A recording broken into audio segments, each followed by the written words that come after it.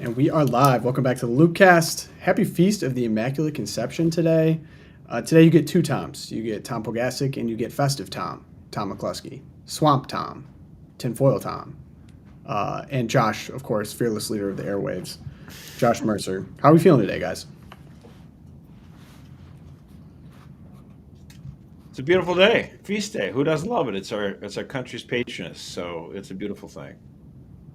Already went to mass. It was packed mass, so Yeah. it's always cool to see.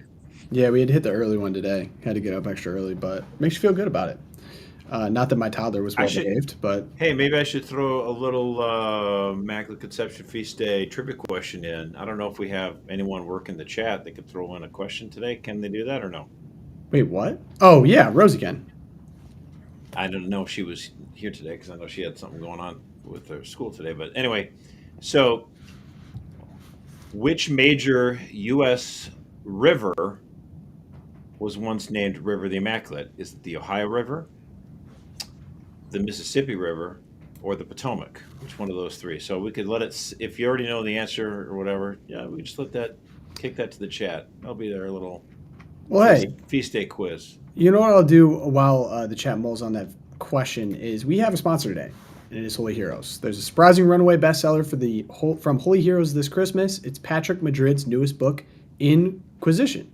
It's Christmas family fun for ages 8 to 108. Enjoy nearly 200 fascinating and often funny questions asked about doctrine, saints, pop culture, the Bible, even sports. One mom said, "My 12-year-old laughs and quizzes the whole family. So far, Grandpa knows most of the answers."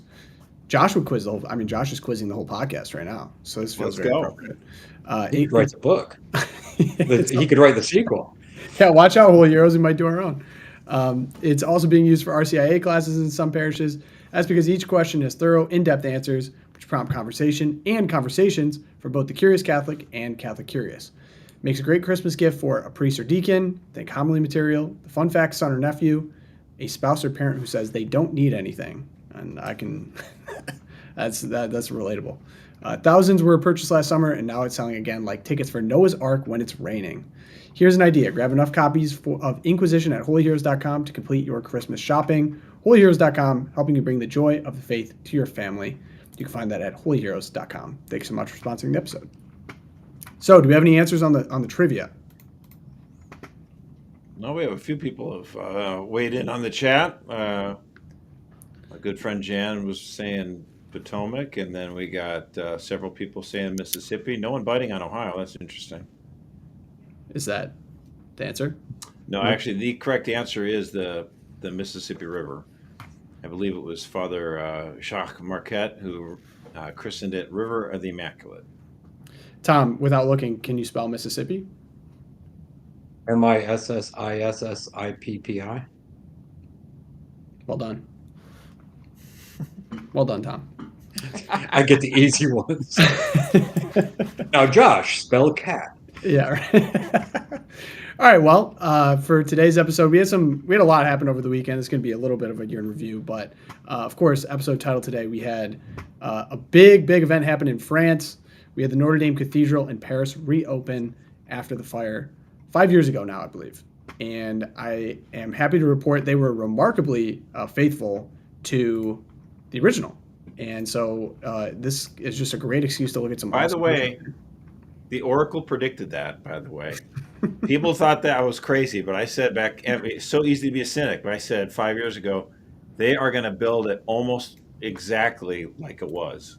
What made you say that? Because quite frankly, it is number one or number two destination, tourist destination in the entire continent of Europe. And so my thought is that if they make it, everyone's like, oh, they're going to make it bland. And if it was up to only the bishops of France, then yeah, it might have been ugly.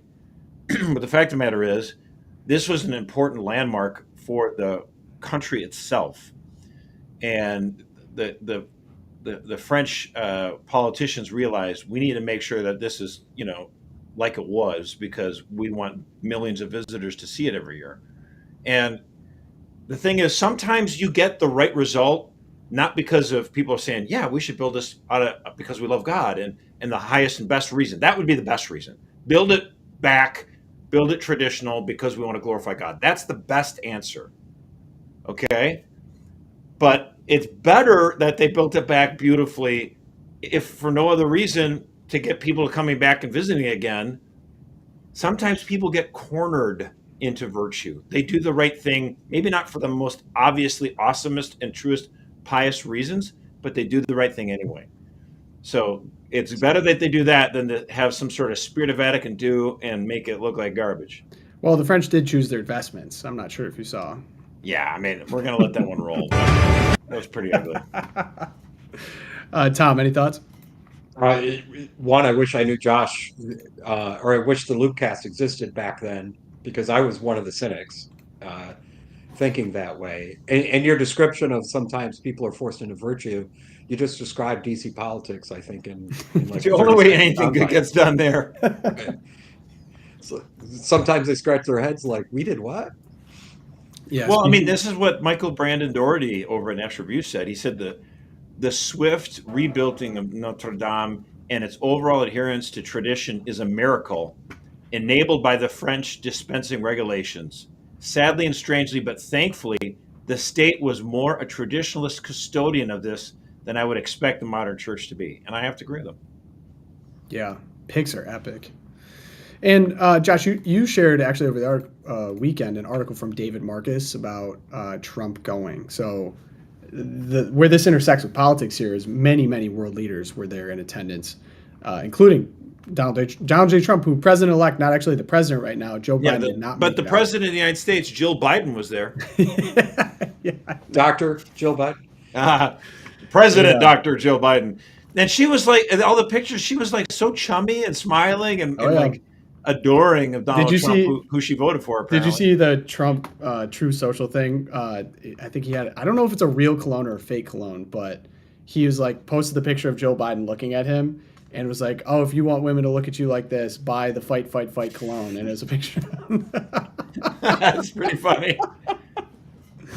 Gosh, there'll never be another. But yeah. But David Marcus's column on this was excellent because, I mean, 5 years ago, the world watched in anguish, he said, as Notre Dame Cathedral was engulfed in flames, one of the longest standing symbols of Christendom, totally engulfed in flames. And so here it is, a sign of rebirth, rejuvenated, and everyone is celebrating. And here they are, all the world leaders going there. And then Donald Trump comes in and he's back. It's like after a failed, Biden presidency that, I mean, it's still sort of shocking that the Harris got as much of a percentage of the vote as she did. I mean, it's just like, this was absolutely 4 years of pure total failure. And so he's back too. He comes back, coming into Notre Dame Cathedral like a hero, and all the world leaders, they were flocking to him like a moth to a flame. It was amazing to watch. So is he back though? Do we have traditional Trump back, or do we have new Trump? That might be the question. Just like we were worried about Notre Dame. Tom, you're a swamp creature. What's the feeling around DC right now? Does it feel similar to 2016? Does it feel different? Among conservatives like ourselves, it's optimistic, because some of these picks might not have been our picks that he's picking, except you're upsetting the right people every single time that you're getting these picks. Like if all of a sudden I hear Susan Collins or Mitch McConnell or National Review is upset about a pick, and you're like, okay, that was a good one. That was a good one. Yeah, or Joni Ernst from Iowa. Like, Iowa's a rock solid conservative state, and Joni Ernst, I mean, she's unbelievable. I get a feeling there's a phone call coming soon going, aren't you up next time around? And well, didn't you see, though, the Attorney General of Iowa, Brianna Byrd, met to Mar-a-Lago and shook hands with Donald Trump. As soon as that happened, I think Joni Ernst was like, whoa, I might just get challenged in the primary. So quickly though, because I don't think people actually understand why Joni Ernst is in hot water. What was the problem? Well, she gave all this, a few years back, gave all this praise for St. George Floyd. I say that jokingly. And she's all pro-trans. And then she's like saying, oh, I don't know about this Pete Hegseth for Secretary of Defense. And that was like the last straw for a lot of conservatives. Like, we've allowed you to kind of waver and get off the reservation and be kind of a rhino, liberal Republican. We expect more out of the heartland. We expect more out of a state like Iowa that went, for 8 points for Trump the first time around. I don't even remember what it was this time, but a solidly red state now. And, she's doing all this shade on Pete Hegseth for Secretary of Defense. And honestly, they come up with all these ostensive reasons. Like, to me, as a Catholic organization, I'm not particularly super happy about the fact that Pete Hegseth has, not the best sexual morality over the course of the last few years, like Donald Trump. But that's not a reason I'm telling people to vote. I'm not telling people to vote against him because of it. And for me, that would be a reason why I'm like, I'm not super happy about that. I'll be honest. I think he's had some moral failings there. Seems like he's cleaned up his act and he's apologized to our Lord and whatever. That's great. Fine. But the thing is, to me, it's comical when the swamp creatures in Washington, D.C. cite that as the reason they're against it, when in fact, the real reason they don't like this guy is because he's upsetting the apple cart of the defense industry. He's going up against the military industrial complex, and he doesn't want all these crazy wars. And that's why they're coming up with all these reasons like, oh, well, I don't know. He's got 3, on his third wife and all this other stuff. It's like, give me a break. Yeah, the morality stuff. Oh, the drinking thing really cracked me up. I'm sure Tom McCluskey probably they were saying he had a beer on St. Patrick's Day, and so therefore he's got an alcohol. Isn't that like a requirement for you Irishmen? I could tell you, I mean, I probably can't say names because we would get sued right away, except there are current members of Congress, including the U.S. Senate, who go to there's a weekly Wednesday meeting, and there's one senator who is well known for going in, pouring a very generous glass of wine, drinking it very quickly, pouring another, drink it very quickly, and then taking a roadie. Like, she'll pour one last one and just leave the meeting. It's a she. He or she will pour one last one. Allegedly. And just leave the meeting. Allegedly. I've not been at these meetings. Allegedly. And I do think Joni Ernst is being a patsy for somebody. One, if you're a U.S. senator, you're not usually the brightest bulb in the box. But she can be shrewd. And if she really does care about sexual assault in the military, very important issues, she would use that as a negotiating tool. But she's not doing that at all. And that's why I think she'll quickly walk herself back, I think, as soon as this week. Because the Trump campaign, I think, is people involved in the transition are getting a little bit upset, and they understand that there's other troublesome nominees they'd rather spend time on.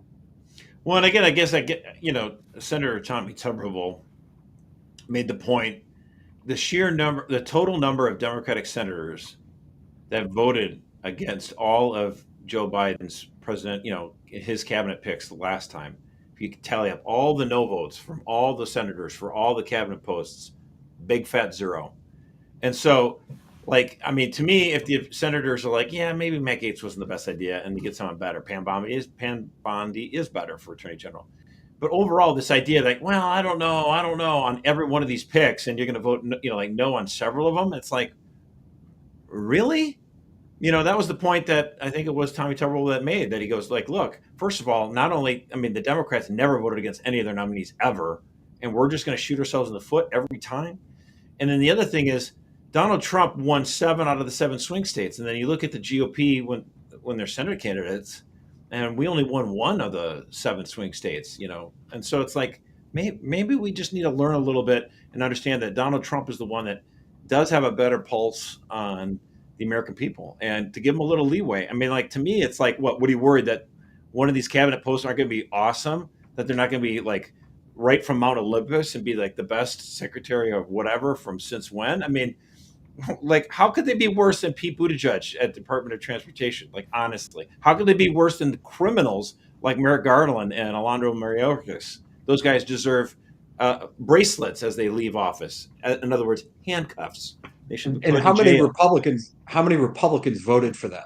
Yes, how many voted for Lloyd Austin as Secretary of Defense? That guy, right? Give me a break. Look at the stuff. Drag queen shows on military bases, abortions on military bases, and total violation of the law. And then he had all those guys. Remember this scandal? There was these 3 or 4 guys that were wearing like these really sexually depraved like dog mask stuff and doing like these weird erotic poses as official photographs, like, and you wonder why you're having a problem getting men and women to enlist in the military. Like but Pete Hegseth having a beer on St. Patty's Day at the Fox News studios, that's the problem. Give me a break. And you need to invite or introduce those dog soldiers to Nikki Haley. Christy Nome. Christy Nome. I knew you were going to say that. Okay, all right, all right. Speaking of, that was kind of a head scratcher to me. The Christy Nome DHS pick. I mean, I don't know. I mean, the only thing I could think about was, you have the border czar Tom Homan, who's really doing the job, and he knows it cold. And maybe she's just the one that gets out there and does the press conferences and deals with the media. I would say I think it's a poor idea, though. And dealing with the media would not be a strength that comes to mind for Christy. Not normally, no. Oh, she's had her flubs, but she is Fox News presentable. So I could see her as more as a spokesperson, and it's not just Tom who's going to DHS. All up and down the board, the people they're putting in there, for those allies of ours who work on the border issue like 24/7 are thrilled right now about what's going on, and they don't care about. They're not thrilled about Christy Nome, but they really don't care. Yeah. Speaking of, actually, we can segue to this now. So Trump was he met the press. He was back on Meet the Press, and one of the things that came up, which I've been thinking a lot about now, is he was getting asked a lot of predictable immigration questions, separating families, how are you going to deport this many people, etc. But the one that was interesting to me was ending birthright citizenship. I'm not sure if you guys saw that, and there's an interesting debate here. I'm going to play the clip on it, and then we can talk about it after. About some of your other promises on this topic. You've promised to end birthright citizenship on day one. Is that still your plan? Yeah, absolutely. The 14th Amendment, though, says that, quote, all persons born in the United States are citizens. Can you get around the 14th Amendment with an executive action? We're going to have to get a change. We'll maybe have to go back to the people, but we have to end it. We're the only country that has it. Through an executive action? We're the only country that has it.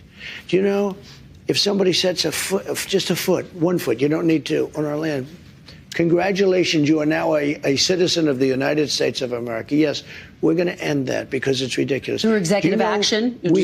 Well, if we can, through executive action. I was going to do it through executive action, but then we had to fix COVID first, to be honest with you. We have to end. Thoughts? It will be a constitutionally challenged, I think, immediately, because there are questions. This is Phyllis Schlafly, who is no constitutional slouch, for years wanted to do this. And this was one of her prime things she was pushing. So it'll be very interesting. And for me, I think hopefully the courts will settle it once and for all. And right now, I lean more towards the tighter immigration policy that he's pushing. I'd love to get rid of birthright citizenship. I mean, the idea that maybe it was an idea. I mean, it's true that few countries have it. There are countries, not just the United States, that have it, of course. But just baseline, what is birthright citizenship? What are they discussing? The way it is been the law for the last 100 or so years, because of Supreme Court case law, is that if you are born in the United States, even if your parents entered the country illegally, that child, because of birthright, is a citizen of the United States, eligible to become a citizen. That was not actually the whole point of the 14th Amendment. Like, that's the whole thing. You have to look at, why did we pass the amendments in the first place? So the 14th Amendment was, they had to make sure that people understood you are a citizen of the United States, because it's like, well, wait a minute now. Once you free the slaves, are they automatically citizens of the United States? Yes, that was the purpose of the 14th Amendment, because they're like, well, they weren't born citizens, they were born slaves. The text they're zeroing in on here is, all persons born or naturalized in the United States and subject to the jurisdiction thereof are citizens of the United States and the state wherein they reside. And the case law we're referencing here is United States versus Wong Kim Ark in 1898, if anyone's questioning about it. Right. So Chinese parents and then he was born in America, and they wouldn't let him back into the country when they went. And So yeah, he visited left him. to go to China, Right. and then he tries to come back, and they're like, "Well, sorry, you're not a U.S. citizen because." And he's like, "Well, I've lived here my whole life." But Josh and Tom, I mean, Tom, you were referencing that Phyllis Schlafly wanted to do something about this. Many people have talked about wanting to do something about it. The Supreme Court hasn't touched it. I think obvious reasons being, I mean, there's people currently abusing the system by sneaking across the border, having a child. All of a sudden, they enjoy all the rights and privileges of an American citizen. And there's no real requirement or buy-in to wanting to become an American. It makes sense philosophically to me, although, again, going to be kind of a tough sell. Or he's suggesting that we'd have to create a law? Or I don't he's think you need objecting a to law. action? I think you can challenge the case law on this one because Right. the fact of the matter is, again, during the original debate on the 14th Amendment, it was from a senator from Michigan, the sponsor of the amendment, where he made the point that it covered it excludes persons born in the United States who are foreigners, aliens, or belong to the families of ambassadors or foreign ministers. It was understood at the time of the ratification that this did not include people who entered the country illegally. And so, yes, absolutely, I think this could be challenged. But I do think your gut feeling, Tom, though, if I'm reading it correctly, about because there's a romantic thing to it For that sure. like, oh, it's so, oh, you're born in this great, because this is the greatest country in the world, No question. has been since its founding. Um, and that is one thing that Phyllis always ran into too. And when you romanticize something, sometimes logic goes out the front door. So it'll be, I think it'll be very interesting, except certainly something that needs to be settled. And Tom, I want your insight on this too, because yes, it's romanticized, and I think I'm reminded of this exchange between, I think it was Jim Acosta um, and Stephen Miller back in the day in a press room, basically saying, "Why aren't you following the motto on the Statue of Liberty? Bring me your tired and cold and huddled masses." And then Stephen Miller shot back, "What number satisfies that phrase? Give me a number. Is it 1,000? Is it 100,000? Is it 1,000,000? Is it 1,500,000?" It's a balance. So maybe I'm curious. You know the mechanisms better than I do, but it feels like Trump has a really uphill battle in terms of kind of peeling back the swamp in the bureaucracy. And even if he appoints good people, he's got to mess with all of the laws and mechanisms to actually accomplish even a fraction of a mass deportation plan, or even just to try to fix what's basically like this conglomerate of different laws that we now call immigration policy in the country. Do you think he has a legitimate chance at success in this in any variety? I think he has the best chance right now than any president in my lifetime. Um, and you're right in point. His foe is not the U.S. Constitution. 'Cause I believe all those around him embrace the U.S. Constitution. His foe is the swamp, who don't want to change things, who are possibly making money, profiting from the current system. Uh, Despite, I mean, the spikes in human trafficking, the spikes in sex trafficking, the abuse of children that's happening under the current policy, and has happened before, but just sped up quite a bit under Biden. Um, that he's going to have to win over the American people, I think, to defeat the swamp. Right, and I feel like he has it. If you, as soon as you start seeing deportations, you're going to start seeing every sob story imaginable, and so I think it's going to take a really effective, well done media response I team think they're to prepared keep the will for of the it. American people. Yeah, I mean, I think precisely because the first round of deportations are going to be people who have committed an additional crime other than simply entering the country illegally, which of course is a crime. They're going to kick out people who are murderers, who have committed sexual or physical assault, robbery, whatever. That's going to be the first wave of people that they're going to, and that's a lot, by the way, Yeah. lot of them, not In an the insignificant number. thousands. We're talking like 6 digits, Well, in the thousands for sure in terms of murder. tens of and, thousands of. and every news story violent needs to be crime. countered with a Laken Riley story, Right. because there are Yeah. unfortunately hundreds of those. So I do think that there's going to be, that's going to counter it. It's going to be hard for them to use the sob stories immediately when there's 99% of them are being that are being expelled, or these thugs and murderers and stuff like that. And then there's the one guy in New York City. Remember that, illegal immigrant who got free phones and everything, and then he gives the double middle Yeah. finger. It's like, yeah, keep that up. So like this idea that, is the media going to manufacture a lot of sob stories on this? Yes. Are the American people kind of, stealing themselves for all this kind of crap that's going to come from the media? I think so. I think the media has lost a lot of its power. I mean, I think even when you start talking about like these cabinet picks, okay. So like the concern for the Beltway for the longest time was like, oh no, the Washington Post is going to attack us for all this stuff, right? And like I think Trump and his team were like, you do realize that the corporate media don't matter as much anymore. I mean, they're not like completely insignificant anymore, but they don't get a veto power over the policies of a Republican administration. We were elected by the people. You were elected by the people, you senators. Go out there. You have a responsibility to your voters more than you do some newspaper reporter who's, went to some communist journalism school. Screw them. Like, why are you doing this? It's the same thing with this media propaganda stuff here. It's like, for so long, Republicans in the Beltway were gun shy about what 60 Minutes might do or what the New York Times might say. Forget it, dude. We can go around them. Donald Trump was on Joe Rogan and spoke to 100 million people directly for 3 hours. Forget this. You can still do, and he did. He did his media interview with Meet the Press. Whatever, fine. Go ahead and do that. He can do that. I trust Trump and I trust Vance to make those media interviews. But the rest of them, like the reporters, like they think they're the ones who are supposed to hold these politicians accountable.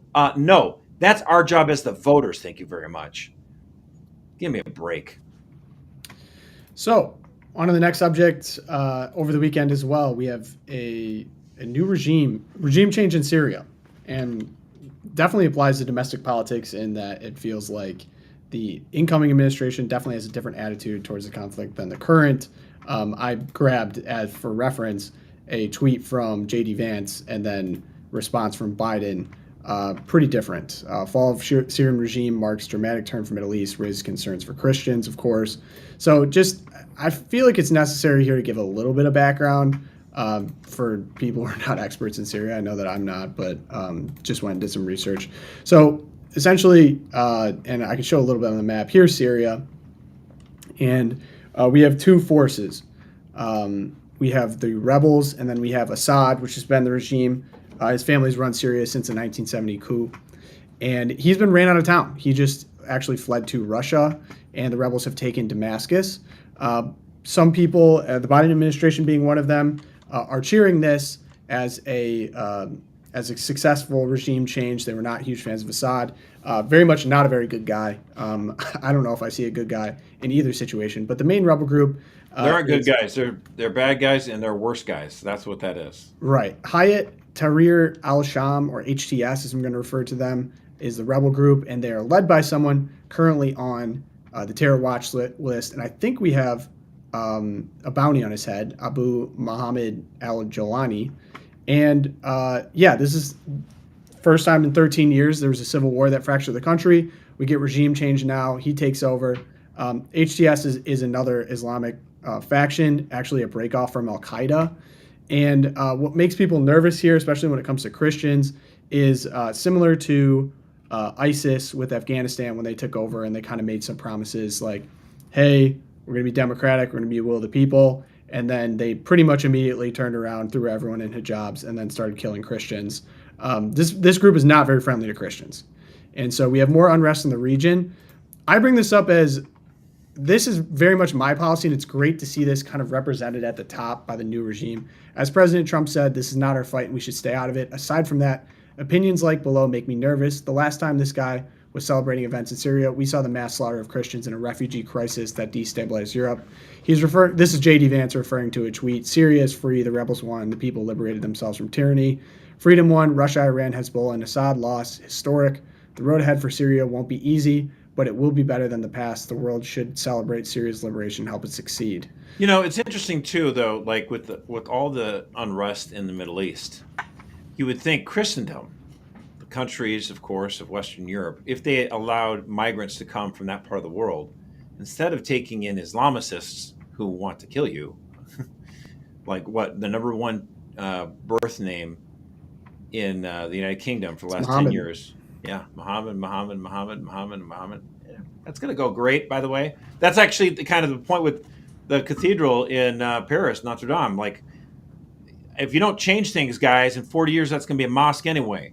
Like, wake up. Like, that's what you need to realize. Like, that's the real threat, and like, so if the Western European countries said to the Middle East, like the poor Christians that were kicked out or killed or whatever, but like that were expelled from Iraq, bring them into Western Europe, give them a chance to thrive and to build, and then maybe someday when there's peace in the Middle East, they can go back. So the Christians in Syria, bring them into Europe, if they give them a chance. But why are you bringing in the ones that hate Christendom? I don't understand it. So, and this is another question I have for you, Tom, with the expertise here. It feels like in a couple of respects, specifically with Ukraine, this situation, the two administrations are at odds with their strategy. And the American people resoundingly have chosen Trump's vision for foreign policy.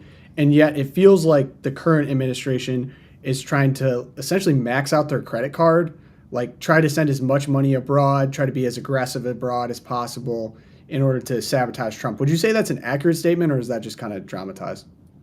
No, I everything I hear in just about every aspect. You guys talked about like was it Project Veritas or something similar on Friday? You talked about how they're throwing gold bars basically off of the Titanic. We're seeing it all over. We're seeing it for pro-abortion groups and pro-LGBT groups here in the United States, that they're trying to get every single dollar out the door. They're trying to solidify, like, because in bureaucracies, each president gets politicals, and these are people loyal to the president who go to different departments to fulfill that president's mandate and agenda. And you have careers. And what the Democrats are very good at doing is changing those politicals during this time into careers, meaning that they're a fifth column sitting at HHS. Like Merrick Garland was asking attorneys at DOJ not to leave. Oh, because they need your expertise and blah, blah, blah. BS. I call complete BS. Merrick Garland wants them to stay there because they will be the fifth column that anytime, like, say what we're talking about with anchor babies or anything along those lines, it's going to be lawyers at Department of Justice who are going to throw roadblocks, partisan roadblocks, not constitutional roadblocks, in front of the president when he tries to get his agenda done. By the way, just like we did on the last episode, breaking news again in the trial of Daniel Penny. I need a sound effect. I was actually just going to cover that. He is not guilty. The verdict has been thrown out. So important to bring up on this. Acquitted on all charges. So over the weekend, I was just going to bring this up because this is so crazy and it's a terrible precedent. The assistant attorney general over the weekend told the judge to dismiss the manslaughter charge, which is the top charge. But they told him to keep the lower charge, which Josh is talking about, that he was just exonerated of, according to breaking news, which would have been punishable up to 4 years, I think. What was the charge? Criminally negligent homicide. And part of this was because the jury couldn't come to a consensus on the higher charge. So they're like, well, we'll just drop the bigger charge. We'll see if we can go and get him on the lower charge. Yeah. Which now, I mean, it doesn't take a galaxy brain to be like, okay, what's this going to do to lawfare in the future? People are just going to bring insane charges that are huge that they know they're not going to get them on. Well, it's not and then just drop the top charges and then just go after people for smaller stuff. So, and of course, yeah, you keep going until 30 trial. Well, by the way, the justice system's not going to go for that. By the way, I mean that if they actually found him guilty of that lower charge, he would have been able to appeal it. Like, this is crazy. You don't just keep trying me until you finally get a charge that you can nail me on. Like, so I have a feeling that that this wasn't going to fly anyway. That prosecutors. Every elected official who was involved in this case, though, should be singled out and targeted for reparations, for frivolous lawsuits. But just think about this, though. We have the case where the guy killed a CEO in cold blood because he didn't like about the decisions that the healthcare company still haven't found him, by the way. They kill this guy. He's innocent. They could just kill him in cold blood, right? In New York City, and there's people celebrating this murder of a healthcare executive, whereas Daniel Penny was was tackling this guy and containing him so that he couldn't harm women and children on the subway. And one was put up for trial, and the other one was being lionized. Now, Taylor Lorenz with over at Vox was trying to pretend like she wasn't celebrating his death when in fact she was. They finally they fired her today, though. Wait, they did? They did. They let her go. Wait, Taylor Lorenz, she was at Vox? That's right. Vox, not Fox. VOX, yeah. Was she just like a columnist or something? Oh, yeah. Executives did. But Interesting. when you guys were talking about this before, it made me flash back to the shooting, of course, at Family Research Council. Because after the shooting, there's one of my colleagues, Peter Sprigg, was assigned to go check out all the different websites to see what the other side is saying about the shooting. I personally went to the Washington Blade website, which is it's a gay newspaper here in Washington, D.C. And you look at all the comments. All the comments were, we should start a fund for this shooter. Yeah. Oh, it's too bad. We should draw a map to Tony Perkins, the head of Family Research Council's office. It's too bad he didn't succeed. What threw me, though, was to comment on this website, you had to link your Facebook page. So I would go and see who these people were. They were university professors, and they had no problem advocating for. I wish I had the knowledge now of groups like Project Veritas and Live to TikTok and all who expose these people, because they should have been exposed back then. Yeah, I mean, zero surprise, right? There was a bunch of tweets during the right when it happened as well. I think they also held a lookalike contest for him. Yes, like it was fun. Like, hey, like he's a vigilante hero that we can all dress up as, and whole thing is so bizarre. This is what gets me kind of crazy about American life. Like the left does something egregiously evil like this, celebrating the death of somebody. And then when we push back, they're like, oh my gosh, you're violating norms. Like, wait, Josh, do I need to go find the the chart again of what is real violence and what isn't real violence? I mean, talk about what could be more violent than murdering a child in the womb? And yet we have child murder every day. And now that we accepted it is why people more and more accept all this other violence. Interesting. I think that was actually a really important. That was one of those that's such an important verdict for the social fabric of American society type thing. If that would have gone the wrong way, that just needed to happen. I don't even like thinking about it. That becomes the precedent. That becomes the settled law. And it already feels like that a little bit of just not everything's so legalistic now. You don't want to interact or step in. The instinct's already there to kind of self-censor, I think. So if that would have gone, the dam would have broke, I think. So praise God. But I mean, they have a suspect in Pennsylvania. They think might have done it. The shooter in connection with the murder, of the healthcare CEO. So we'll see. Very interesting. Okay, back into the church corner here. So we have the 2025 Jubilee celebration, and we have a special pilgrimage, specifically gay pilgrims, to have a special day during the Jubilee. So Pope Francis has approved a pilgrimage specifically for LGBT individuals as a part of the 2025 Jubilee celebrations. That explains a lot of the art. The pilgrimage will take place really. at the Church of Gesù, a historic Baroque Jesuit church in Rome known for its ornate design. Jesuit, huh? Yeah. And then they're going to have a procession through the Holy Door at St. Peter's Basilica the next day. Now, I have some gut instincts. What are your thoughts before I get into what I have to say?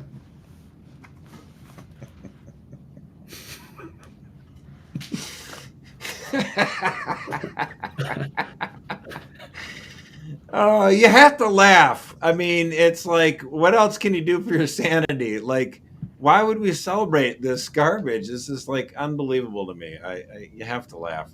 But as they walk through the door, if they don't turn into piles of salt, I might start questioning my faith for the first time in my life. Are they going to complain about the drapes? I don't know. I mean, we'll see. But it's just kind of crazy to me. I mean, if you want to look it up, the pilgrimage is titled Church Home for All LGBTQ plus Christians and Other Existential Frontiers. It's organized by an Italian group called Jonathan's Tent. and they promote LGBT ideology within the church and society in the name of inclusion. The group has promoted LGBT prayer events featuring blasphemous icons of Christ with rainbow-colored halos and flags. I mean, was it Pope Benedict who was like, of course the church is for everyone, Jesus is here for you, but we have to be careful about inclusion at all costs, because then it might tacitly be support for sin at a bottom line. Yeah, and again, I mean, this is where it's almost like, you'd hope that the Vatican would be trying to evangelize souls, not try to push them away from the church. And someone joked online, like, Pope Francis has been the biggest recruitment poster for the Orthodox Church that you've ever had, because people are like, if this is what the Pope is like, then forget it, And I think it sets a bad precedent. It's terrible. I mean, Go ahead, John. Go ahead, Tom. And Gerard in the chat has a more optimistic thought of like how many might convert walking through the holy doors, and hopefully there will be some pilgrims who will walk alongside these people to preach the true words of Jesus Christ, and that there is a way out of the darkness that they're in. I mean, to me, it's like you welcome people and you welcome the sinner, but you don't identify them as such. You know what I'm saying? To me, it's so weird. If you had let's say you had an effort here in the United States of a bunch of Catholic men, and they organize themselves and say, hey, we like pornography and we think it's kind of cool, and we're pornographers, for Catholic, Catholic pornographers, and we love it. We like watching it, we like buying it, and we don't want to, we don't want to be ashamed of it anymore, and we identify as such. And the church should welcome us. Welcome everyone. You shouldn't say no to everyone. And it's like, well, you would hope the church would be like, yeah, no, dude, no, that's wrong. That's creepy. That's gross. And that's against church teaching. Let me help you show you why the real answer is this. But that's what we're doing here. Yeah, I guess should we have a pilgrimage for OnlyFans models? Should we have a pilgrimage for prostitutes? Why are we singling them out into these groups based upon their preferred activity or identity? Of course, the problem with this is that these people, so many of them, like Father James Martin, are saying, we're going to celebrate you as you are, not to try to help you get reform.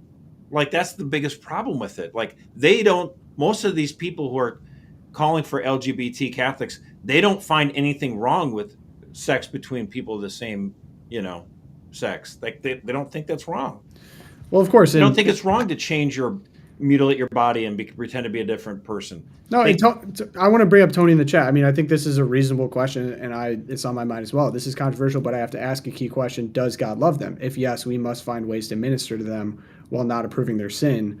Yes, I believe God loves them in the same way that anyone going on this pilgrimage should be affected and changed by their experiences, but to organize a trip based on said sinful activity and then the basically tacit support for it is problematic, I think. I don't think that's what's best for their soul either. The whole culture right now is embracing them for what they want to do, which is sex between, same-sex relations, transgender, changing your gender, all that kind of stuff. And the Catholic Church has to be the custodian of the truth to say, actually, this is not going to help you. There's a better way. And I'm not getting any of that from this. Yeah. The Catholic Church is not a carnival cruise where all these people can just, well, we're going to have a Disney pilgrimage now or an LGBT pilgrimage. You're supposed to change for the Catholic Church and for God. The church is not supposed to change for you.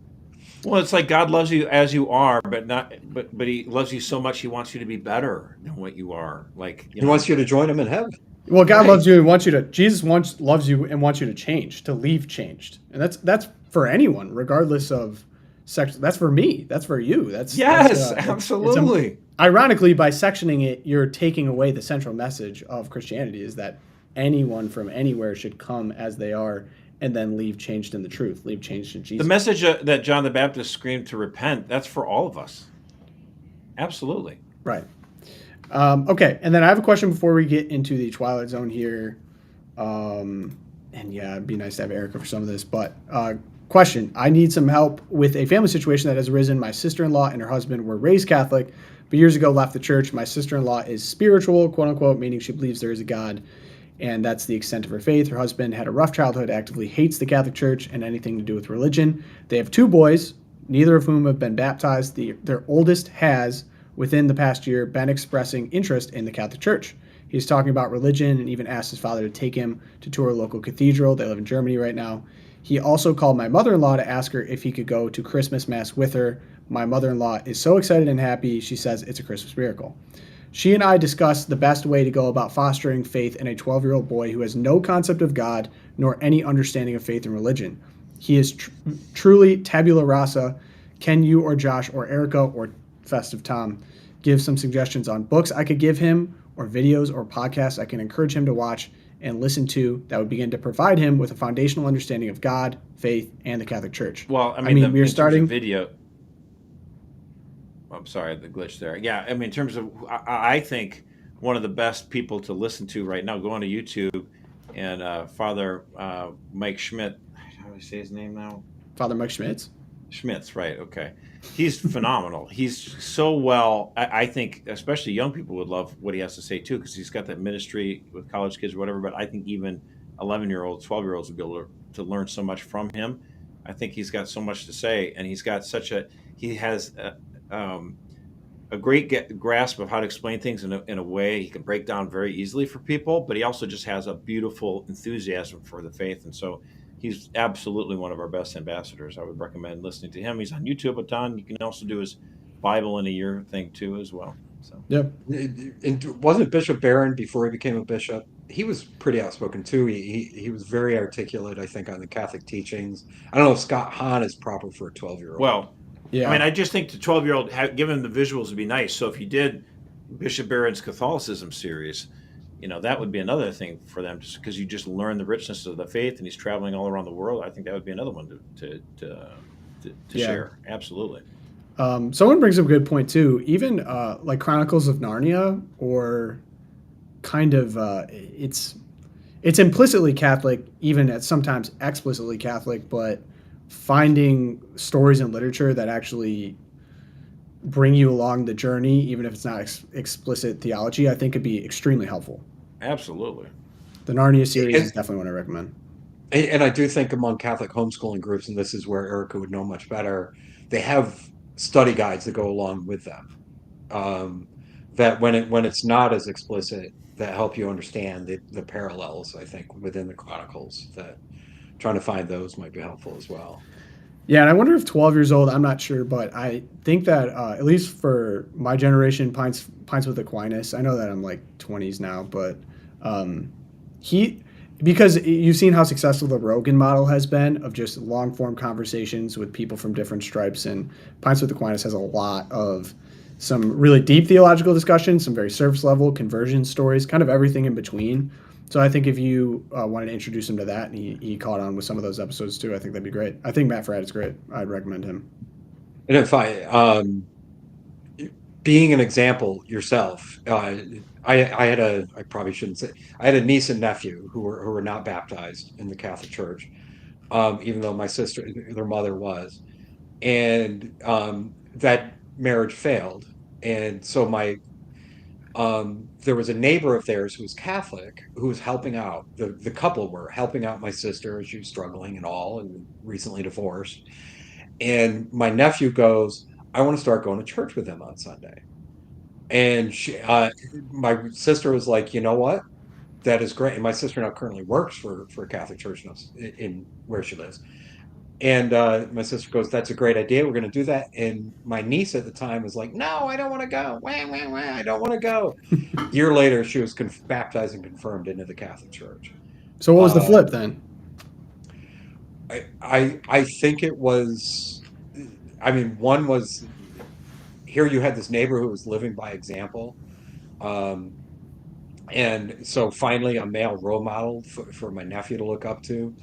Hopefully they got the right priest. He must have been the right priest. My sister went and started working for him for a bit, to just win them over. Sometimes the truth works. Yeah. Hopefully that's an optimistic story that they can come back.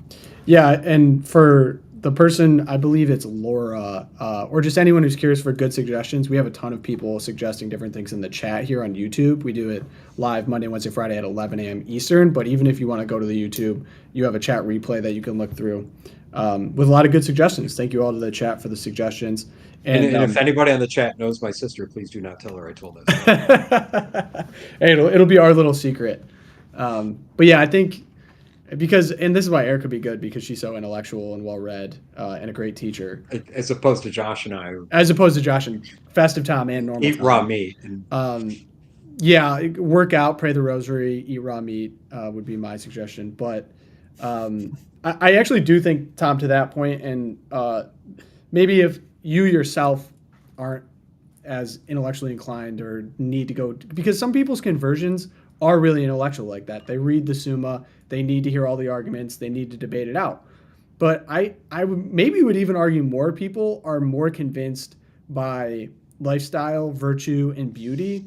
So, for example, when I go to Mass, like the sacraments mean so much to me. I can feel them tangibly. I go into a beautiful space, a cathedral. It is a spiritual and religious experience. I mean, Notre Dame is a great example of that, of how much that means so much more than just the rebuilding of a building. And the more that you can exemplify that in your life and the closer you stay to the sacraments, the more you communicate with people around you what's going on. And I think it's attractive, and that's why probably your nephew is even asking these kind of questions.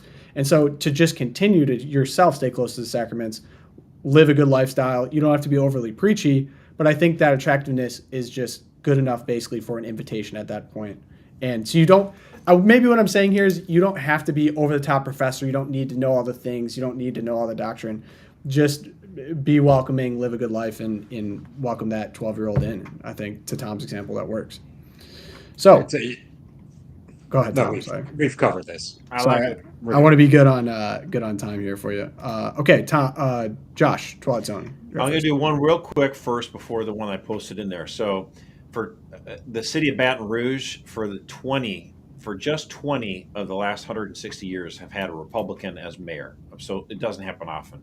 But boom, they had an election, bang, Republican won because of, by 8 points, in fact. So a longtime Democratic mayor was asleep at the wheel with a drug wave and crime wave. And so that she got ousted. And so, again, I would just make the point, like, we need, conservatives, Republicans, whatever, run in every place. I always run hungry. You never know. You might catch a fire and take off. So that's kind of a cool story. But I also wanted to make the point that, again, we talked a lot about Trump not even being president yet, but he's already basically treated as the de facto president.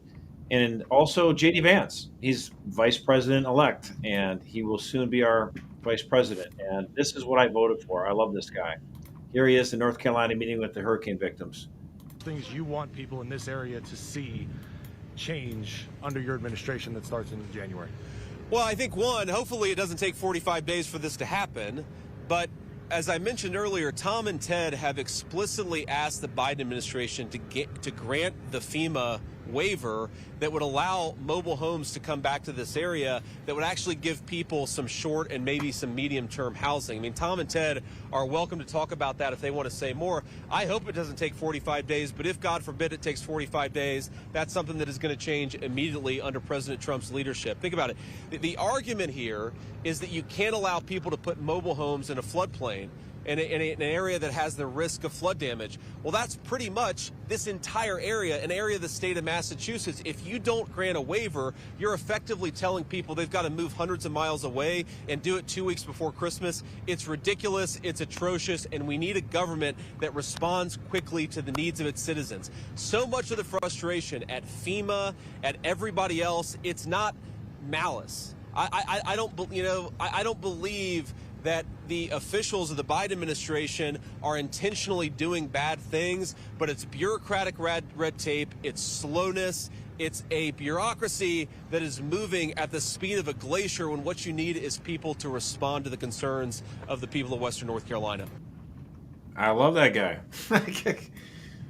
He gets it. And we didn't have Joe Biden or Kamala Harris decide to visit North Carolina, but J.D. Vance did. So bless his heart. The guy who gets it. That's They Tom do. Tillis and Ted Budd, who kept on referencing the Tom U.S. and Ted, senators. right? The senators, right, from North Carolina. And Tom Tillis could possibly, not to get political on something like this, but he could possibly be a problem with some of these nominees. So it's very good politics to go down there as well. Yeah, exactly. Interesting. Well, Tom Tillis is kind of rhino, and so he's Yeah. going to have to watch his backside, So get with it, buddy. And he He didn't spells spell his his first name name right. with an H. Yeah, he didn't spell his name Know right. that. That's what I always bring Yeah, up. I mean, Did it wrong. He's a Catholic, and I wish he was stronger on a lot of these issues. Okay. Tom McCluskey, what you got? I'm stealing mine from Erica. Shout out Erica. Yes. I don't want to say she has the day off. She has, I believe, sick kids at home. Yeah, all right. Yeah, So, definitely not day off. I bet she would probably prefer to be here. Where if there is any vomit spewing, it's from us and not actual. But anyway, I know many of you are thinking about, how great it is that today is the Feast of Immaculate Conception, but you're missing the huger holiday that's actually today, with HHS wishing everybody a pansexual and panromantic Pride Day. Wow. Now, if Erica was here, she'd probably describe to you what pansexual and panromantic are. Yeah. So for me, I'm just going to imagine it's people who love the play and the story of Peter Pan. Or just really like very wide frame pictures. It's the cast of the new Jaguar commercial. I thought this was a setting on my camera for real. This is the HHS, Health and Human Services. Yes, that's right. The agency trying to help us live healthier lives. Yeah. So I asked Google, though, how many LGBT holidays there are, and they couldn't even tell me there are so many. But every day. Some of them they listed were Aromantic Spectrum Awareness Week, Bisexual Health Awareness Month, Zero Discrimination Day, International Transgender Day of Disability, Asexuality Day. Tom, save your breath. You're gonna run out. We need like a perversion a day calendar that you can just rip off. Hey, Wow. The DSM might change their views on these subjects, but I have not. Although, Tom, on the HHS front, apparently the FDA may outlaw food dyes within weeks because of the incoming RFK nomination.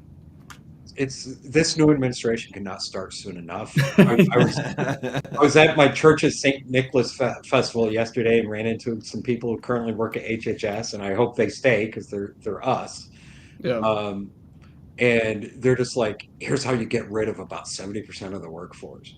And part of it is just have them show up for 5 days a week, sell the buildings, and move it out to like Albuquerque. Except they're excited about the new administration coming in because they just understand the damage that these faceless bureaucrats do. Yeah. Good times. All right. Well, mine is about Mariah Carey. She apparently is dubbed the Queen of Christmas. Many of you probably know why, because you cannot escape All I Want for Christmas Is You at this time of year. It is impossible. It's everywhere. It's inevitable. However, low-key, Mariah Carey was on a breakfast show, Zoe Ball breakfast show, and she was asking about how she got this title, Queen of Christmas.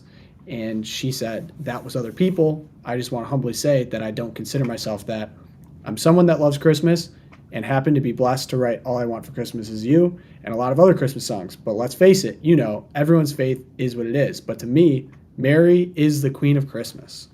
Whoa. Good answer, girl. I'm thinking we're back. Mariah Carey, title of Queen to Mary. I also saw people were freaking out over, I think Gwen Stefani did ad for Halo, I think. And it just melted. Like, they just could not believe that someone like Gwen Stefani could be Christian and pray. And which I guess is to the credit of Halo, because they've done a lot of these, like, celebrity. I have less of a problem with her than I do with Liam Neeson. Yeah, right. The Liam Neeson stuff is because we know the abortion advocacy, but it's kind of interesting seeing people have to grapple with the fact, like, oh yeah, like celebrities among us, everyone among us can pray, you can be Christian. So shout out Mariah Carey. She apparently goes, Gwen Stefani apparently goes to mass fairly regularly. So, from what I've heard. The one group I believe that understands the power of prayer are atheists, because they get so mad whenever we say we're going to pray for you. Because Oh, if it really? means nothing, why would you get mad? All it means is I'm just spewing words in the air and using your name every now and then. But they understand the power of prayer, and it's like, oh no, don't you point that thing at me. Point the prayer ray gun at me. Right. Is prayer in the room with us right now. Okay. Good episode, boys. Shout out Erica. Erica, hope your kids are feeling better. We missed you today. But Tom, thank you so much for taking the time to step in. I know you're a busy guy. You got a lot of That's fights on the hill to get to. Always a pleasure. Appreciate that. So if you want to help us out, go check out Holy Heroes, sponsor today's episode. If you want to help us out, join the Champions Club, support us monthly. It's the best way to support us. So appreciative to all of our champions. You can email me at loopcast.org. I think is. Sorry, I'm melting. I went to mass really early this morning, and my toddler did not. You can always go to CatholicVote.org, or you can go to Loopcast. Yeah. Look, you can find us all over the place. If you want to leave us reviews, Spotify, Apple Podcasts, we can do that. But of course, pray for us. Happy Feast of the Immaculate Conception. St. Thomas More, Our Lady of Guadalupe, St. Fidelis, pray for us.